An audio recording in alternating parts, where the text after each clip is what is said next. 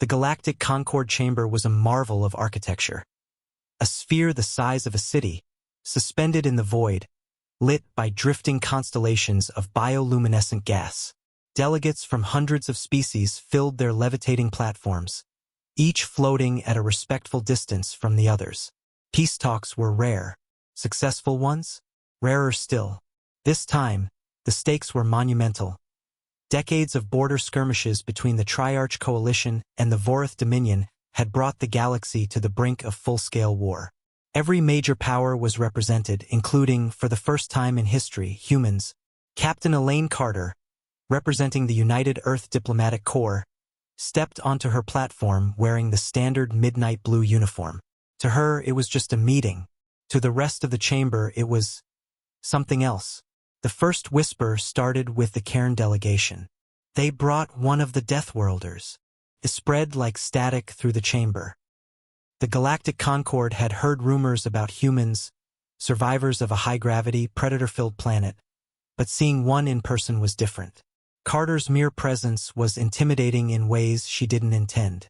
Her eyes tracked every movement in the chamber with quiet precision, her posture balanced and ready as if expecting an attack at any moment. When she adjusted her seating position, several delegates instinctively flinched. The Triarch representative began outlining a proposal for demilitarized zones, using soft, careful tones.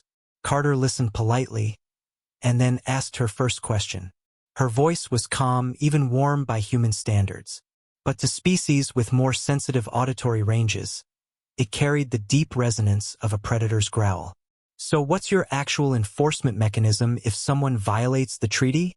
The Vorath delegate's crest bristled. That is under discussion. Carter's eyebrow rose.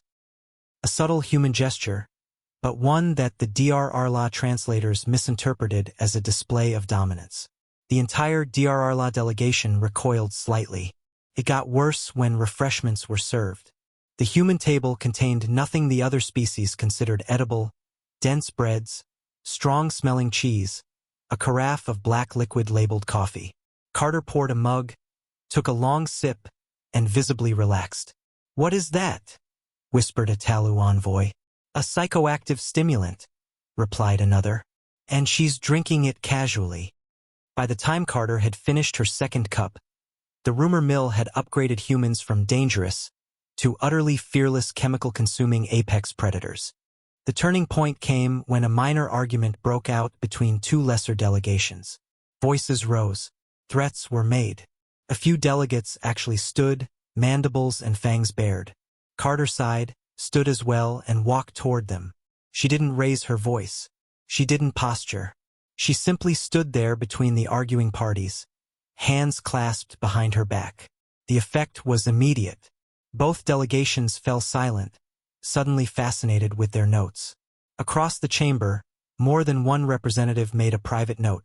Humans can end disputes simply by existing between combatants. Later, during a private sidebar with the Vorath negotiator, Carter leaned forward to emphasize a point. Her fingers drummed lightly on the table, just a human habit, but the sound was perfectly synchronized, like a countdown. The Vorath froze, pupils dilating, and immediately conceded to her terms without realizing why. By the end of the second day, the peace talks had shifted in tone. Everyone seemed eager to agree. Disputes were settled with remarkable speed. Nobody wanted to risk displeasing the human. Carter, oblivious to her unintended reputation, assumed this was simply good diplomacy at work. When the final treaty was signed, the chamber erupted in polite applause. Carter shook hands, exchanged pleasantries, and headed back to her shuttle feeling satisfied. She never heard the whispered conversations in the aftermath.